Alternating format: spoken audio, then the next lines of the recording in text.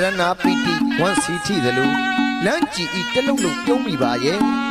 ပလုတ်တုတ်ဖြုံးနဲ့တန်ကလည်းအုံးကြွကြွညမ်းလို့ရေမိုးဝလာတိတုံလောက်ပါပြီးတော့တယ်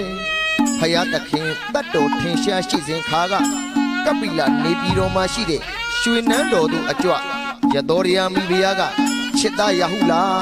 ရှေ့ဆုံးကကြွလာတာမောက်ဖခမဲတော်ပဲရွှေနန်းတော်မှာမောက်ဖခမဲတော်ထွက်သွားကြတဲ့ကရွှေအိုးကြီးလေးလုံးဟာလေပျောက်သွားတဲ့သားယခုချက်ချင်းပဲအမွေများတွားတောင်းကြလို့စေခိုင်းနေဆိုရင်ပဲရဟုလားမင်းသားကချစ်စရာတီတီတာတာနဲ့ဖခမဲတော်ယခုချက်ချင်းသားတော်အားအမွေများပိသနာတော်မူပါဖယားလို့တောင်းသည်နဲ့တပြိုင်နဲ့ဖယားစဉ်းစားတော်မူသည်မှာဒီလောကီအမွေတွေပေးလိုက်ရင်တော့ငါဤသားတော်တမ္မရာလဲပြီးအောင်တော်မှာပဲတမ္မရာကလွတ်ရာလောကုတ္တရာအမွေပေးမှတော်ကားကြမှာပဲဆိုပြီးချစ်သားမောက်ကလန်ငါဤသားကိုယခုချက်ချင်းကေတာရိတ်သိမ်းနန်းဝင်နန်းစားတွေပဲပြီးမုံမြတ်တဲ့သာသနာတကုံသင်္ကန်းကိုစီးချစ်သားတာရိပုတ္တရာကတရဏဂုံပီတစွာရွတ်ဆိုသင်ကြပြီးရှင်ပြုပေးလိုက်ကြပြီတော့လို့ဖဖယားမိန်တော်မူသောစကားတော်နဲ့အညီ